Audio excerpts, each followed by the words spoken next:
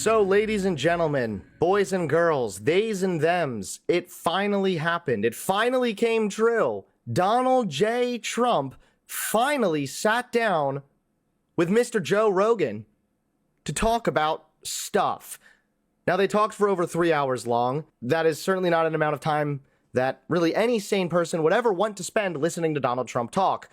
Thankfully, however, I have this thread of some good clips, and we'll also be going over and looking at some other good parts as well. So let's go ahead and just jump into this one and see what happens. With the proper use of tariffs, it'll keep. Did you just float out the idea of getting rid of income taxes and replacing it with tariffs? Well, okay. Were you serious about that? Yeah, sure. But why not? Because our country was the richest relatively in the 1880s and 1890s. So right now, the United States of America has the highest total GDP in the world, but its GDP per capita is the 9th highest, showing that the country has a large population. The wealthiest nation in the world by 2022 by net worth was the United States. So it might not be the richest country in the world per se, but it's definitely one of the wealthiest countries. So for Trump to act like the reason we used to be so wealthy and now we're not is pretty silly.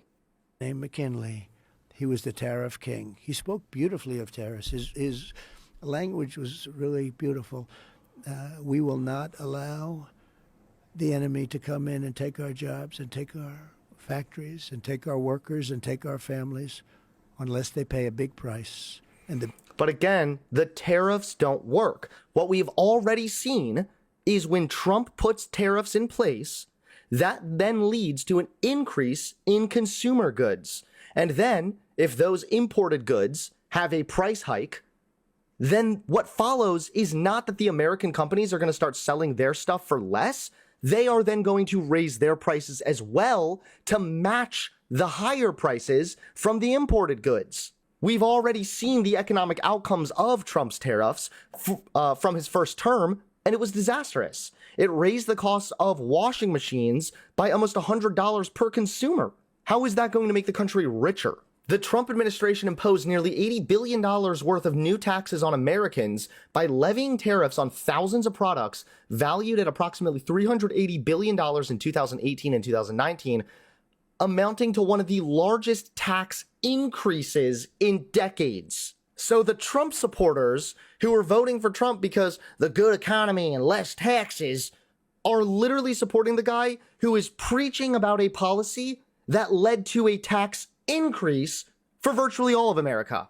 The Biden administration has kept most of the Trump administration tariffs in place. The Trump-Biden tariffs will reduce the long-run GDP by 0.2%, the capital stock by 0.1%, and employment by 142,000 full-time equivalent jobs. Based on actual revenue collections data, trade war tariffs, Trump's tariffs, have directly increased tax collections by $200 to $300 annually per U.S. household on average. So Trump's tariffs do nothing good for the American consumer. They cause taxes to rise, and it causes the price of goods to go up. It sets the stage for inflation and makes the economy weaker. It weakens our job growth, and it weakens our long-run GDP. So to act as though tariffs are somehow going to fix anything is delusional. Working with RFK Jr. My all-time favorite, though. What is that? See the arrow right here? That's what I left. Do you have anyone that is pressuring you to not work with him? Have there been people not that work are with reaching who? RFK Jr.? Yes. Yes, I would imagine. Because financially, he could put a dent. I would say that, and I think in many ways they've done a good job. In many ways they've done a bad job. But I would say that Big Pharma wasn't thrilled when they heard that, I have a relation. I've actually always gotten along very well with him. I've known him a long time. He's a different kind of a guy. He's very smart. Maybe we could take a step back from assuming that Big Pharma is this evil, spooky, conspiratorial conglomerate that is above reproach. And instead, maybe we could just step back and think, hey, maybe the pharmaceutical companies are a little bit nervous about this because you're talking about employing a guy in the White House who thinks that vaccines cause autism.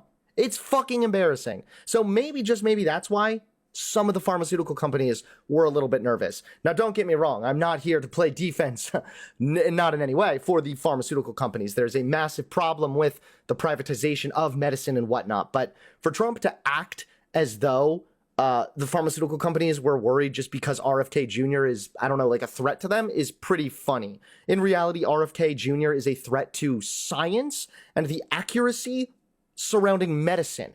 And he's very sincere about this. I mean, he really is, he thinks we spend a fortune on pesticides and all this stuff, and then you end up with that chart is a terrible chart, the one previous.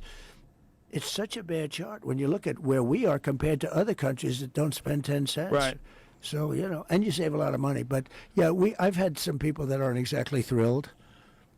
You can imagine, right? Sure. It's a good question, actually. Well, certainly if there it doesn't affect me. Some pharmaceutical drugs that have been prescribed that have negative consequences that these people have been profiting off of, and then you have a guy like RFK Jr. who spends an enormous amount of time highlighting those things. You could say how they'd be very reluctant to have you support him.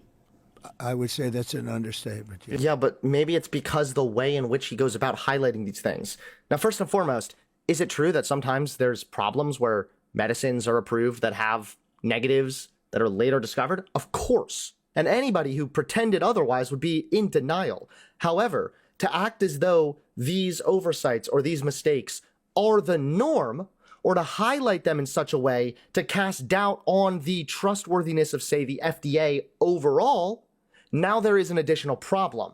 Because now you're gauging at a minority of problems, and you're using that to draw a majority conclusion, in this case on the FDA, on the pharmaceutical companies, on the reliability of medicine. What did you think it was going to be like in terms of like your ability to govern? Yeah. Like this is your first experience governing anything. You've never been a governor. You've never been a mayor. Private stuff. Business. Yeah. But now all of a sudden you're inside the White House. The biggest thing was just that first moment of being in this hallowed. It was really a hallowed place to me. It was surreal. It was beyond. To me, that was the experience. It was a surreal experience. And then, with time, that wears off. With time, it becomes your place where you stay. And I was doing a lot of. I had two things that I really focused on: governing the country and survival. Because from the moment I won, before I got to office, all of a sudden, they came down. I mean, nobody has ever been treated that way.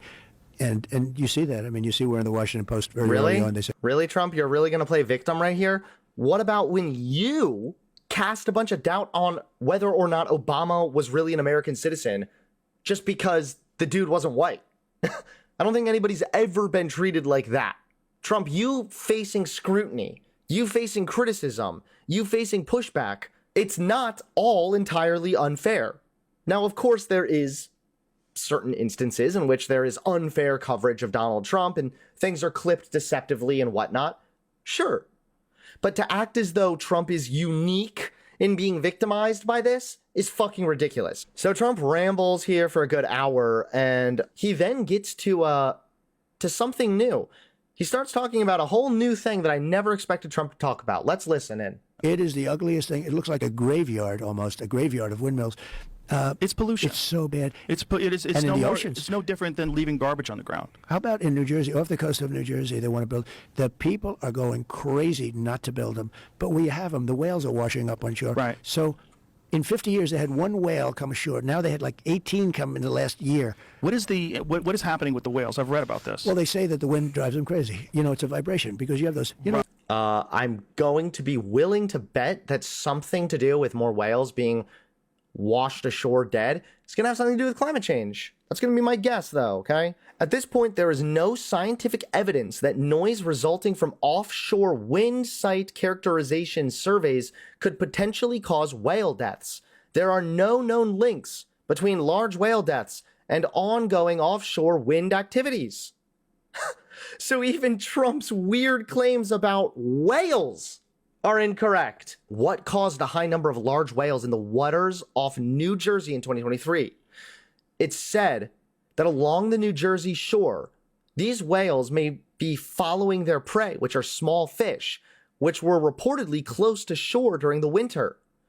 These prey also attract fish that are targeted by recreational and commercial fishermen, which increases the number of boats in these areas. More whales in the water in areas traveled by boats of all sizes increases the risk of vessel strikes. As such, we advise boaters to go slowly. But also, as I said, yes, our climate is changing, and one of those key changes is the warming of our oceans. In response, Many marine species are adapting by moving into new areas where conditions are now more favorable. Changing distributions of prey impact larger marine species that depend on them and result in changing distribution of whales and other marine life. This can lead to increased interactions with humans as some whales move closer to near-shore habitats. So what do you know, Trump? It has nothing to do with wind or the vibration sounds, and once again has everything to do with climate change. You know what it is? I want to be a whale psychiatrist. It drives the whales freaking crazy. And Yes. something happens with them. But for whatever reason, they're getting washed up on Did shore. Trump just say he wants to be a whale psychologist? Did you share a doobie with Joe before you went live or something, pal? And yet, the environmentalists... Conveniently ignored by the Yeah, but the environmental people. environmentalists, they don't talk about it. Right. I think there's nothing uglier. I see But it the environmentalists don't talk about it. No, we do talk about it. We look into it, and then we realize that it's not actually a problem. You, however, just randomly trust your gut and your feelings, and you don't read anything unless it's a fucking pop-out book. Yeah. Springfield, Ohio, is this very nice community of 52,000 people that just had 32,000 migrants that don't speak the language dropped into their community. They were not all just dropped into their community, and also these were legal migrants that are here under temporary legal protected status. And also, not to mention, the town of Springfield, Ohio was dying. Ever since manufacturing jobs started declining, the economy in Springfield, Ohio also was declining. It wasn't until these migrants showed up that we saw a brand new economic boost for the people of Springfield, Ohio. We actually saw wages go up higher than the national average in Springfield, Ohio, because of the help and the positives brought to the community from these migrants. So for Trump to again act as though, this was a nice little perfect Mr. Rogers neighborhood, and then all of a sudden a bunch of brown people showed up who were eating cats and dogs, and now everything's ruined. It's just a joke. It's so obvious that he doesn't know what the fuck he's talking about. Get into a hospital. You can't get into a school. It's gone from a beautiful little place to a horror show. And the mayor is a nice guy. And the mayor says, we're looking for interpreters. I said, no, you've got to remove them and bring them back to their country. Mostly Haitians in this case. But they speak no language. They speak no English, man. Wait, why do you need to remove them from this country? They're helping the fucking economy. You idiot. Now, I was also informed that around the 2-hour mark is when he begins talking about the 2020 election. I cannot wait to hear this. Terrible, because And it's this is associating before I her got with those charges. Don't Yeah. forget, this is before I got there. Right. Now, he was trying to protect her, but he did her a great disservice. Because he wanted attention. He was stupid. So I want to talk about 2020 because you said over and over again that you were robbed in 2020. Yeah, totally. How do you think you were robbed? Everybody always cuts you off. I'm going to They allow. do. Well, they not only cut you off. Well, what I'd rather do is we'll do it another time, and I would bring in papers that you would not believe. So many different papers. That election was so crooked. It was the most crooked. Which papers, Trump? Where are these papers? Are they located in like a bathroom along with other top secret U.S. documents that you show off to flex on everybody? election. Okay, but give me some examples of how. Well, let's start with Okay. the top and the easy ones. Okay. They were supposed to get legislative approval to do the things they did, and they didn't get it. In many cases, they didn't get it. What things? Anything. Legislative They made, approval like of- for extensions of the voting, for voting earlier. What things? Anything. By law, they had to get legislative approvals. You don't have to go any further than that. If you take a look at You don't need legislative approvals for things that have already previously been legislatively approved. For example, early voting and mail-in voting, that's been a thing for a long-ass time. It's not like this is just a brand new thing that just popped up in 2020. I'll give you another one. Are you going to present Well, this let me- ever? Do you think like? Let me just give you one okay, more go ahead. before. 51 intelligence agents come up that the laptop was from Russia. It turned out to be totally false. It 51 wasn't. former intelligence agents, right? They say that made. I don't believe it's this much, but it doesn't happen. I lost by I didn't lose, but they say I lost, Joe. They say I lost by 22,000 votes. That's like 1/10 of 1%, less than that. It's a tiny little thing. 22,000 votes spread over. That's spread over this period. So, 51 intelligence agents lied. They lied. They lied. They knew it was. It was Hunter's. It was from his bed. It was Hunter's laptop. They said it was created by Russia. Russia. It was the Russia. What does this have to do with the election being stolen or with Trump winning 2020? The Russia hoax was a big hoax. It was all a big hoax. So Well, that's they clear. get Mueller. That's one example. That is a but good that's a big example. They say it made a 17-point difference. That's a big example. But that's only one. And you could go into the ballots where they wouldn't give you access to the ballots. You could go into the ballot harvesting. You could go into $500 million for the lock boxes. But just in terms of narrative, so there's two things, right? There's the Russia hoax. There's the collusion with Russia that was never proven, right? That's one. Well, no, it's proven it didn't happen. Right, right. Yeah. But, No, but they what? The Russian collusion was proven that it didn't happen? That is complete bullshit. There are people right now in prison for the collusion with Russia. The only thing that the Mueller report failed to deliver on was whether or not Trump deliberately himself personally knew about this collusion and was responsible for it. That's what the Mueller report didn't really answer. On July 13th, 2018, a federal grand jury sitting in the District of Columbia returned an indictment against 12 Russian military intelligence officers for their alleged roles in interfering with the 2016 United States elections. From FBI.gov, Trump campaign chairman Paul Manafort had several contacts with senior Russian intelligence officials during 2016, which he denied. Intercepted communications during the campaign show that Russian officials believed they could use Manafort to influence Trump.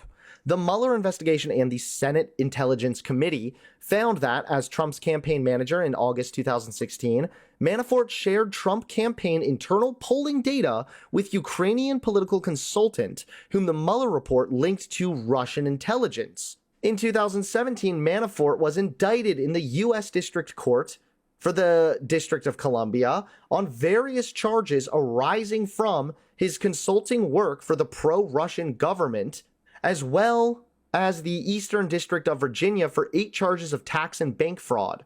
He was convicted of the fraud charges in August 2019. Michael Flynn, retired Army general, was photographed at a dinner seated next to Vladimir Putin.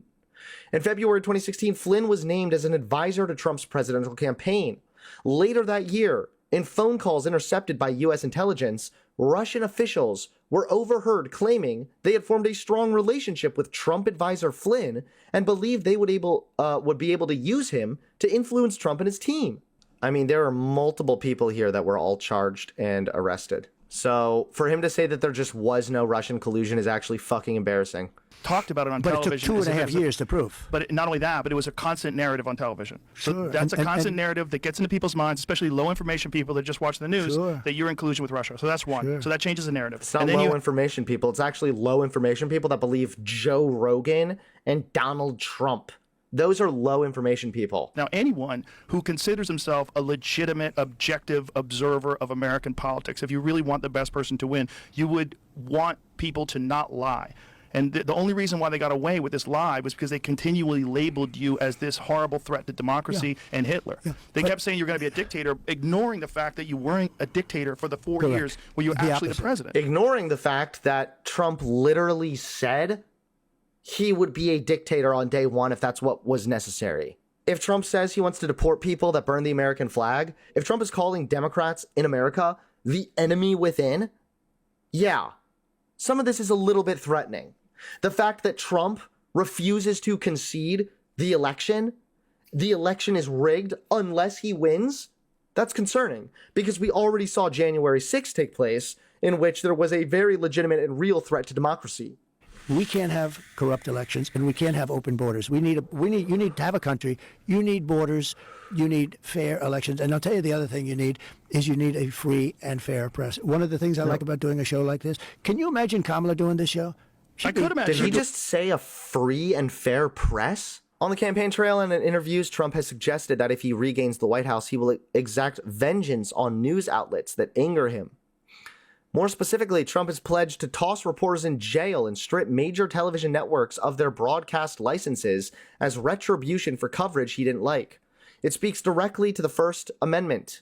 She'll be laying on the floor. She was supposed to do it, and she might still do wasn't it, gonna and do I it. hope she does. She's not gonna I do will it. talk to her like a human being. I would If try she to have a did this kind of conversation an with her. interview with you, I hope she does, because it would be a mess. She'd be laying on the floor comatose. You'd be saying, call in the medics. I think we'd have a fine conversation. I think I'd be able to talk to her. I wouldn't try to interview her. I just try to have a conversation with her and hopefully get to know her as a human being. That was my goal, having her on, trying to get her to express herself just as I don't know if I don't think these formats are good. I don't think that two people, first of all, I hate the idea of the presidential debates because I hate the idea of a time limitation on complex ideas. Also, you have to break. I think you have to have the debates, though. Right, but the way they do the debates, I think, is the wrong way to do it. I think they should have a conversation. I think If you want to have the debates, then how, or if you have to have the debates, as Trump said, why did he refuse a second debate with Kamala? Yes, Kamala Harris absolutely should go on Joe Rogan. And Donald Trump absolutely should not have been on Joe Rogan, because listening to him talk has been exhausting. If you want to support the channel, please consider becoming a member today. Members get early access to videos, access to all the stream VODs, and exclusive access to emotes as well. So if you'd like to support the channel, become a member today.